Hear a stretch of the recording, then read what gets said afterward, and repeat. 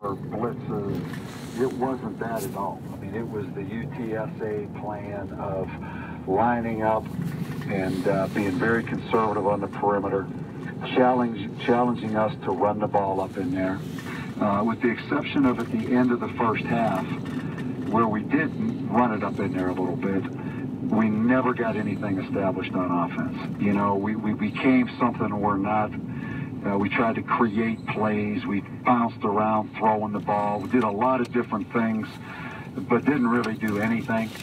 And that's the first time. I mean, and this wasn't like Utah State last year where we got mauled. That's the frustrating part of this. Or at Fresno late in the season where we got mauled. This was more of just a lack of overall execution. But definitely what you said, Robert, is exactly right. I mean, they challenged us to run the dive up in there, and we couldn't. And then we didn't have many places to go because they were going to take the quarterback and they were going to take the pitch on the option, and we just never got the dive going. It seems like in certain situations, Coach, thanks for being here, obviously, the critical plays, making the big catch or making the right throw or making the perfect tackle when you're in a perfect position. How do you guys get that to start gelling and get those guys to make those plays? Yeah, I think that's right on too. You know, we a week ago we felt like we had kind of gotten over the hump with that. Guys just making plays. You turn around and look, 19 made the plays tonight for them.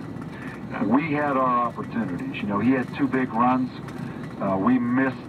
One time our safety missed the tackle up in the hole. I haven't seen the tape, obviously. The second time our corner out in the open field, there was a pretty good gash on the 80-yard touchdown run. But we didn't make any plays. You know, we didn't go up and we didn't make some great throws. You know, we had some guys open. We didn't quite get the ball there. We didn't really do much. You know, I mean, our defense fought. They fought, hung in there, kept fighting. You know, we created 4 turnovers in a row, but it was all on our end of the field, kind of hanging by a thread. I really thought we could come out tonight and just take control and play and make plays. And we just didn't. You know, it wasn't so much what San Diego State did, and I give a lot of credit to them. I mean, they beat us.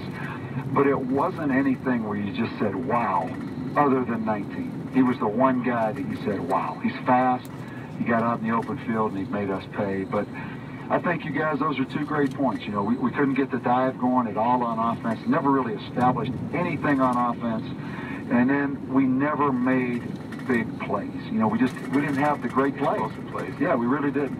You talked about belief. You got 2 turnovers, the 2 interceptions, great plays, plenty of time to play. Yeah. Did you look? Did you feel like they believed? Well, yeah, but you know, even then it was 24-14, and we get those turnovers in the second half, but we shot ourselves in the foot. You know, we'd have a penalty on first down, or we had a bad snap. Yeah.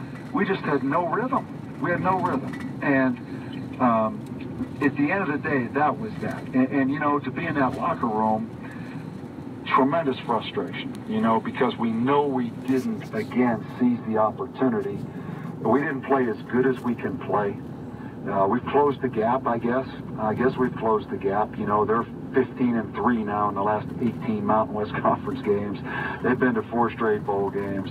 But there's not a person sitting here that thought we played as good as we're capable of playing. That's it. We didn't play as well as I think we could have played tonight. And that's a simple execution, you believe, obviously, on offense, because, I mean, the running game has been awesome, obviously. Yeah.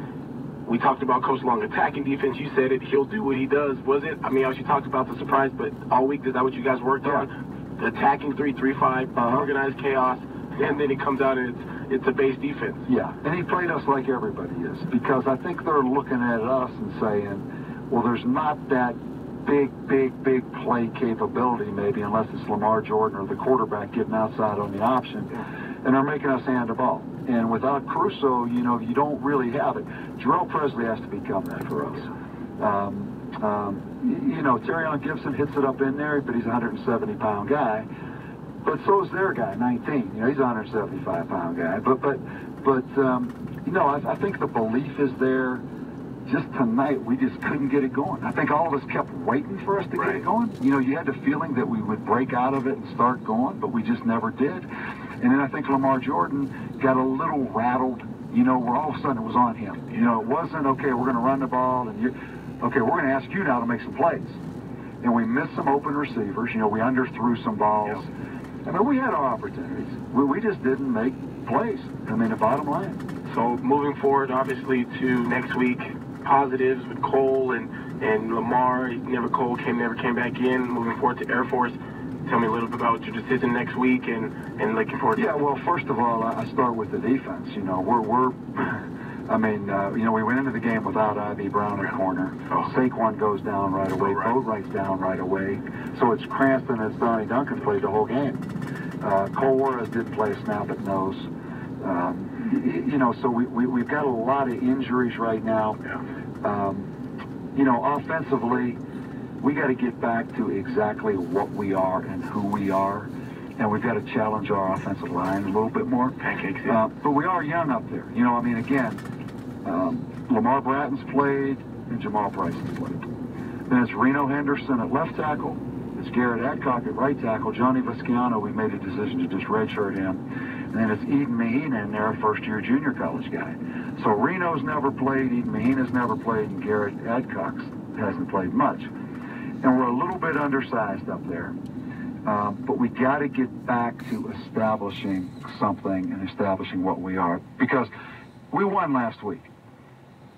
But we never really established a whole lot last week. You know, think back. It was Lamar Jordan, big play. It was Darrell Presley, big play. Other than that, it was a little bit like tonight. But we just didn't get the big explosive other than the throw down the field to Carlos Wiggins. One time Guthrie broke out of there on a dive. And, you know, if he's a breakaway guy, he may score on that. 19 scores on that. But he's not. 2 weeks in a row now, we have not really established a whole lot. You know, Fresno we did because we were running those dives up in there to Crusoe. And we actually were in rhythm against Fresno. So, you know, we just got to keep grinding. I appreciate the effort of our players. I really do. I appreciate the fight. I know people don't want to hear that right now, but I do. Absolutely. Yeah. Well, it's great, Coach. I appreciate you being here, and, you know, we look forward to next week and getting back to running the ball and knocking people over up front. Yeah, I mean, that's us, right? Yep. When we got to start creating and doing a lot of different things, that's not us. Yeah. All right? Thanks, All Coach. right, guys. Robert, back up to you. Thank you.